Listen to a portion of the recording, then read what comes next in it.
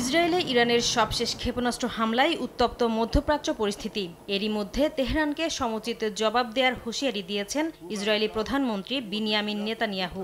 ইরানও পাল্টা জবাব দেওয়ার হুমকি দিয়েছে দেশটিকে। পাল্টাপাল্টি হুমকিতে দুদেশের মধ্যে যে কোনো সময় পুরোদমে যুদ্ধ শুরুর শঙ্কা অনেক বিশ্লেষকের।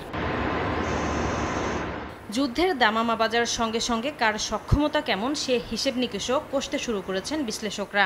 যুক্তরাজ্য ভিত্তিক দ্য মিলিটারি ব্যালেন্স 2023-এর তথ্যানুসারে ইরানের 6,10,000 সক্রিয় সেনা সদস্য রয়েছে, যার মধ্যে রিজার্ভ বা সংরক্ষিত সেনা রয়েছে 3.5 লাখ।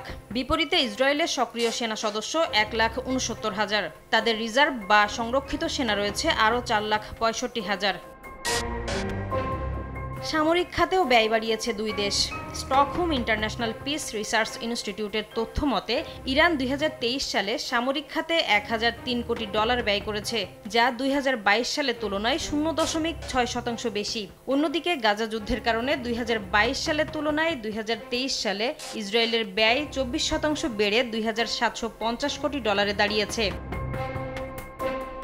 মিলিটারি ব্যালেন্স 2023-এর তথ্যানুযায়ী স্থল অভিযানের জন্য ইরানের আছে 10,513টির বেশি যুদ্ধ ট্যাঙ্ক, আর ইসরায়েলের আছে প্রায় 400টি। ইরানের বিমান বাহিনীর যুদ্ধ বিমান রয়েছে 312টি। ইরানের ইসলামী বিপ্লবী গার্ড বাহিনী IRGCর ভান্ডারে আছে আরও 23টি। বিপরীতে ইসরায়েলের আছে 345টি যুদ্ধ বিমান।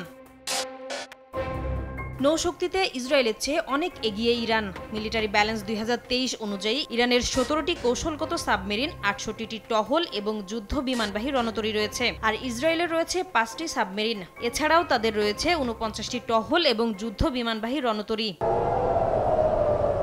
ইসরায়েলের আকাশ প্রতিরক্ষা ব্যবস্থায় বড় ভূমিকা পালন করছে আয়রন ডোম সিস্টেম, যা ক্ষেপণাস্ত্র প্রতিহত করে এরই মধ্যে চমক দেখিয়েছে। অন্যদিকে আকাশ প্রতিরক্ষায় স্বল্প পাল্লার ও কম উচ্চতার আকশরাজ মোতায়েন করেছে ইরান।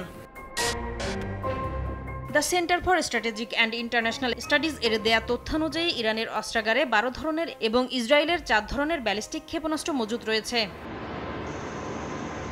যুক্তরাষ্ট্রভিত্তিক অস্ত্র নিয়ন্ত্রণ সংস্থার ধারণা, ইসরায়েলের কাছে 90টি পারমাণবিক ওয়ারহেড মজুত রয়েছে। তবে পরমাণু অস্ত্র থাকতেই হবে এমন ধারণায় বিশ্বাসী নয় ইরান। তাদের পরমাণু কর্মসূচি চলমান রয়েছে। কয়েক সপ্তাহের মধ্যেই পারমাণবিক ওয়ারহেড সহ ক্ষেপণাস্ত্র বানাতে সক্ষম ইরানের বিজ্ঞানীরা, এমনটাই দাবি ইরানি বিশ্লেষকদের। নাসরিন রুমি, সময় সংবাদ।